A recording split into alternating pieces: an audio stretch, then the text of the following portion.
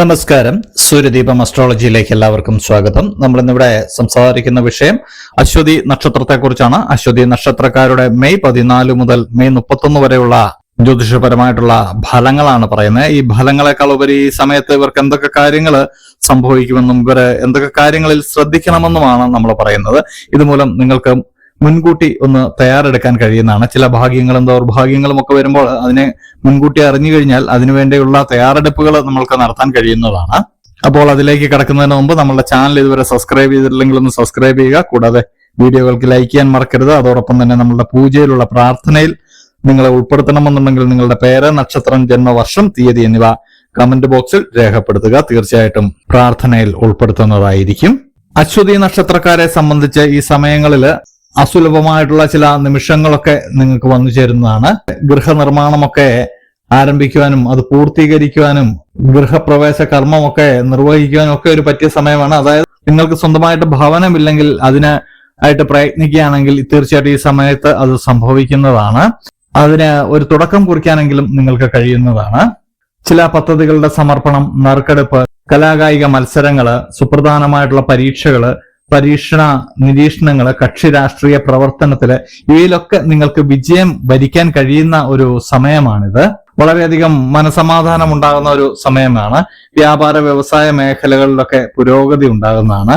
നിങ്ങളുടെ ബിസിനസ് ഏതായാലും അതിൽ പുരോഗതി ഉണ്ടാകുന്നതാണ്. സാമ്പത്തിക നേട്ടമൊക്കെ ഉണ്ടാവുന്നതാണ്. സ്വയം തൊഴിലൊക്കെ വിജയിക്കുന്നതാണ്.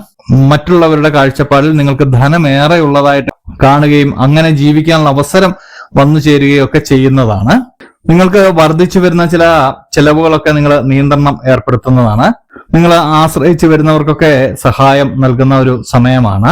അത് ശ്രദ്ധിച്ചു വേണം ചെയ്യുവാന്. നിങ്ങളുടെ കുടുംബാംഗങ്ങളുമൊക്കെ ആയിട്ട് ഒന്നിച്ച് താമസിക്കുവാൻ തക്കവണ്ണം നിങ്ങളുടെ തൊഴിലൊക്കെ ക്രമീകരിക്കുന്നതാണ്.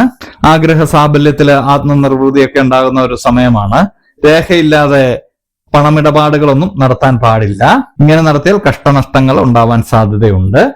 ഒരുപാട് കാലമായിട്ട് സന്താനങ്ങളില്ലാത്തവർക്ക് സന്താന ഭാഗ്യമൊക്കെ ഉണ്ടാകുന്ന ഒരു സമയമാണ്.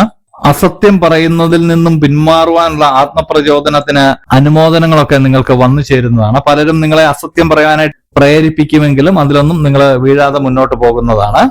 സങ്കുചിത മനോഭാവം ഉപേക്ഷിച്ച് വിശാല മനസ്ഥിതിയോടുകൂടിയുള്ള സമീപനമൊക്കെ നിങ്ങൾക്ക് സത്കീർത്തിക്ക് വഴിയൊരുക്കുന്നതാണ്. അവിചാരിതമായിട്ട് വിദേശത്തേക്ക് പോകാനൊക്കെയുള്ള ഒരു ഭാഗ്യം നിങ്ങൾക്കുണ്ടാകുന്നുണ്ട്. തൊഴിൽപരമായിട്ട് നേട്ടങ്ങൾ ഉണ്ടാകുന്നുണ്ട്. സച്ചിന്തകളൊക്കെ ഉണ്ടാകുന്ന ഒരു സമയമാണ്. അദൃശ്യമായിട്ടുള്ള ഒരു ഈശ്വര സാന്നിധ്യം നിങ്ങൾക്ക് അനുഭവപ്പെടുന്നതാണ്. അതിൽ ആശ്ചര്യമൊക്കെ നിങ്ങൾക്ക് അനുഭവപ്പെടുന്നുണ്ട്. ഔദ്യോഗിക തലത്തില് ചുമതലകളും അധികാര പരിധിയും ഒക്കെ വർദ്ധിക്കുന്നതാണ്. സ്വയം തൊഴിലിനൊക്കെ പറ്റിയൊരു സമയമാണ്.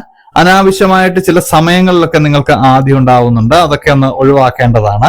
പണം കടം കൊടുക്കുക, ജാമ്യം നിൽക്കുക, സംയുക്ത സംരംഭങ്ങളിൽ ഏർപ്പെടുക, സ്വന്തം ചുമതലകൾ മറ്റുള്ളവരെ ഏൽപ്പിക്കുക, ഇങ്ങനെയുള്ള കാര്യങ്ങളൊന്നും ഈ സമയത്ത് ചെയ്യരുത്. നിങ്ങൾ വിജയിച്ചു വരുന്ന ഒരു സമയമാണ്. എന്തുകൊണ്ടും നല്ലൊരു സമയമാണ്. ആ സമയത്ത് നിങ്ങൾ അലസതയോടെ മുന്നോട്ട് പോകാതിരിക്കാൻ ശ്രമിക്കുക. നിങ്ങൾക്ക് വിരോധികളായിരുന്ന പലരും നിങ്ങൾക്ക് അനുകൂലികളായിട്ട് മാറുന്ന ഒരു സമയമാണ്. ഇത് വളരെ ശ്രദ്ധിച്ച് മുന്നോട്ട് കൊണ്ടുപോകാൻ. നിങ്ങളുടെ വിജയത്തില് ആഹ്ലാദിക്കുവാനല്ല അവർ വരുന്നത്, നിങ്ങളെ വീണ്ടും എങ്ങനെ തകർക്കാം എന്ന് നോക്കുന്നതിന് വേണ്ടി വരുന്നവരാണ്. കൂടുതലായിട്ടും നിങ്ങൾ ഒരു കാര്യം ചെയ്യേണ്ടത് ശുചിത്വ പരിപാലനത്തിന് കൂടുതൽ ശ്രദ്ധ കേന്ദ്രീകരിക്കുക എന്നുള്ളതാണ്. കൂടാതെ വിദ്യാർത്ഥികളെ സംബന്ധിച്ചും വളരെ നല്ലൊരു സമയമാണ്. ഉപരിപഠനത്തിനൊക്കെ പറ്റിയൊരു സമയമാണ്. എല്ലാം കൊണ്ടും മെയ് 14 മുതൽ 31 വരെ അശ്വതി നക്ഷത്രക്കാർക്ക് വളരെ ഉചിതമായിട്ടുള്ള ഒരു സമയമാണ്. പണം കടം കൊടുക്കാതിരിക്കുക.